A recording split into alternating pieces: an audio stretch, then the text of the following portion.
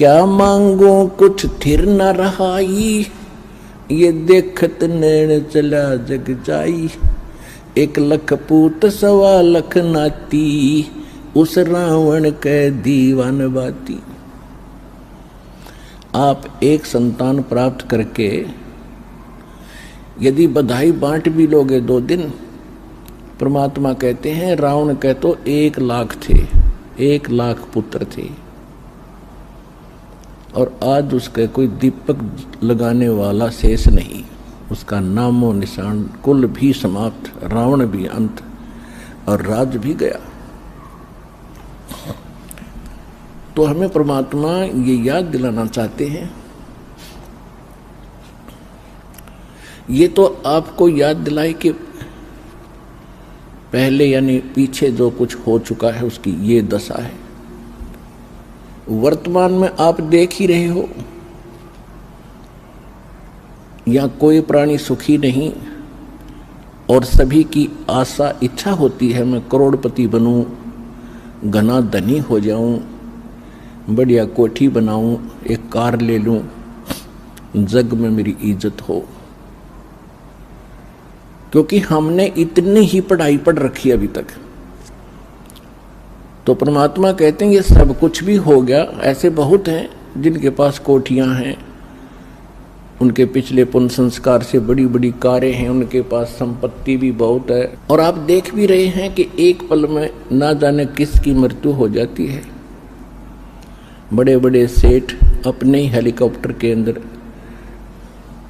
मृत्यु को प्राप्त हो जाते हैं दुर्घटनाग्रस्त हो जाने से। आगे क्या होगा, आगे के लिए परमात्मा सतर्क करते हैं। फिर पीछे तू पशुआ की जय गद्दा बैल बनाई, और ये 56 भोग कहाँ मन बोरे, कहीं कुर्डी चरने जाई। अब ये हमारा अब ना विश्वास हो रहा, क्योंकि सारी सुविधा है और मन में ऐसी चाबी भर रखी इस काल भगवान ने, वो काम करना है, वो करना है, वो रह गया है, ऐसा वो करूंगा चलो। तो ये भी काल की ही प्रेरणा, और काल ने आपको विवश कर रखा है। इतने काम आपके जिम्मे लगा दिए, और वो किस कारण से? एक पेट के लिए, एक निर्वाह के लिए, इस शरीर को सुरक्षित रखने के लिए। मकान बनाना है, कपड़े पहनने हैं, खाना खाना है, ये सारा इस शरीर की सुरक्षा के लिए है कि वो ठीक ठाक बना रहे। और इसका कोई भरोसा नहीं है कब बिजली गिर जाए और किस कारण से अंत हो जाए। तो यहां परमात्मा कहते हैं कबीर ये तन जाएगा, सके तो ठहर ला, एक सेवा कर सतगुरु की और गोविंद के गुण गा। के शरीर तो एक दिन तुम्हारा जाएगा, और तेरा संस्कार जितना भी मनुष्य जीवन का उसके आते ही तुरंत नष्ट हो जाएगा, चाहे तेरा कितना काम शेष हो। उस समय नहीं देखा जाएगा कि तेरा लड़का विवाह नहीं हुआ है, लड़की ब्याणी रहेगी, ये नहीं देखेगा। एक भक्त बता रहा था कि मेरे मामा जी का 5-6 लड़कियां थी, और हमारे समाज में लड़कियों को एक अपने ऊपर अपने आप गलत परंपराएं बनाकर हमने अभिशाप मान लिया। उनके दहेज में पता नहीं के खर्चे करने पड़ते हैं, जिस कारण से वो कहता मेरी मामी बात नौतन गई थी, 3 लड़कियों का विवाह इकट्ठा रख रखा था। जिसके घनी बेटियां हों तो इन्होंने सोचा है एक बार में सारा खर्चा हो जाए, ठीक ठाक निमट जाए। अब जिसकी 3 बेटियों का विवाह हो उसके दिमाग में कितना बर्डन होता है, वो चल कहीं रहा होता, सोच कहीं रही होती है। इसी प्रकार वो बस स्टैंड पर खड़ी थी, और ध्यान यही था उसको ऐसे लाऊंगी, उसको ऐसे करूंगी, वहां से पैसे मिलेंगे। इतने में पीछे से ड्राइवर बस बैक करे था, और वो गलत बैक होगी, और वो माई बस स्टैंड के पिलर और पोल और बस के बीच में लगी, उसको ध्यान नहीं रहा, क्योंकि वो तो सोच कहीं और रही थी, वहीं मृत्यु को प्राप्त होगी। तो परमात्मा कहते हैं ये शरीर तेरा जब समय आएगा, एक सांस तुझे नहीं मिलेगा। फिर इसके बाद बताते हैं कि इसका एक विकल्प बताया है परमात्मा ने, कबीर ये तन जाएगा सके तो ठाहर ला, एक सेवा कर सतगुरु की। और फिर जो वो बताएं उस आधार से भक्ति कर, गोविंद के गुण गा। ठार का अर्थ होता सपोर्ट। पुराने मकानों में कच्चे मकान होते थे, कड़ी और सतीर ये छत दी जाती थी, अभी गांव में तो ऐसा ही है। तो कभी कभार कई बार कोई सतीर या कड़ी टूटने को हो जाती तो उसके नीचे एक बल्ली लगा दिया करते, मोटी कड़ी, मोटा लकड़, नीचे ईंटों का सपोर्ट देकर उसके सपोर्ट दे देते थे, ऐसे खड़ी लगा देते थे। तो वो ठाहर बोलते हैं उसको, ठाहर। तो वो ठार लग जाने से वह कड़ी वहीं रुक गई और छत गिरी नहीं। अगर वो ठार नहीं लाते तो कुछ दिनों में कड़ी टूट कर पूरी छत गिर जाती। ऐसे सतीर के नीचे भी समस्या आ जाती थी तो उसको भी ऐसे ठार देते थे। तो परमात्मा कहते हैं ये मनुष्य जीवन तो आपका जो समय आएगा समाप्त होगा और आपका सारा कार्य धरा धराया रह जाएगा।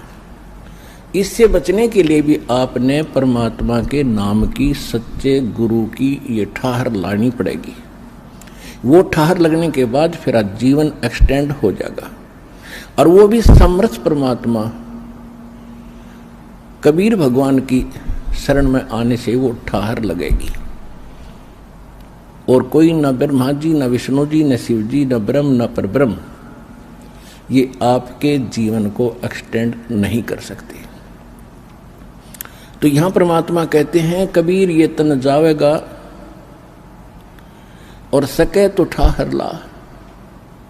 फिर वो ठाहर बताई है, कौन सी ठाहर लाई? एक सेवा कर सतगुरु की और गोविंद के गुण गा। तो परमात्मा ने स्वयं आकर के वो ज्ञान दिया है जो विशेष ठाहर है, विशेष भक्ति है, जिससे परमात्मा हमारी मदद करते हैं। अब सबसे बड़ी समस्या हमारे सामने ये बनी रही कि भी कोई परमात्मा को कैसा बताता है, कोई कैसा बताता है।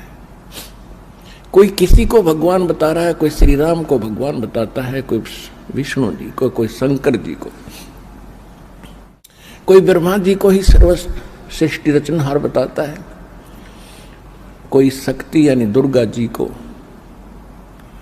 और कोई एक ब्रह्म को पूर्ण परमात्मा मानकर उसकी साधना करके स्थिर है, निश्चिंत है। उसके बाद फिर मोक्ष मार्ग क्या है, मोक्ष का साधन क्या है, वो भी कोई कुछ बता रहा है, कोई कुछ बता रहा है, कोई मंत्र देता है, कोई मंत्र देता है। जब तक हमें तत्व ज्ञान नहीं था तो हम यही मान लेते थे कि साधु संत भगवान से परिचित है, और उन्होंने एक सिद्धांत हमें गलत दे रखा था कि गुरु जो है कुछ भी जाप दे दे, कोई भी मंत्र बतावे, साधना बताए, उसी से मोक्ष हो जाएगा। अब हमें पता चला कि जैसे हमने किक्कर काटनी है, बबूल या जंडी काटनी है, और उस जंडी काटने के लिए किसी ने लकड़ का घन दे रखा हो और लकड़ की कुहाड़ी दे रखी हो, उससे वह जंडी कटे नहीं। जंडी कटेगी लोहे की आरी से, लोहे के साधन से, यानी लोहे की ही उससे काटनी पड़ेगी वह। तो ये है उसका तरीका जंडी के काटने का, या तो आरी हो या कुहाड़ी हो, कति पैनी वह कटे लोहे की। तो इसी प्रकार जो परमात्मा के पाने का जो विशेष साधन है वो ही तरीका अपनाना पड़ेगा। और वो कहाँ प्रमाणित है? उसके लिए सबसे पहले हमारे सदग्रंथ प्रमाणित है। हमारे सदग्रंथों में जो मार्ग लिखा है वो गॉड गिवन है, परमात्मा का दिया हुआ है। और परमात्मा ने जो ज्ञान दिया वो सत्य है। बाकी अन्य जीव की ऋषि जो हैं, ऋषि हैं, ब्रह्मा विष्णु महेश हैं, ये जीव संज्ञा के अंदर है।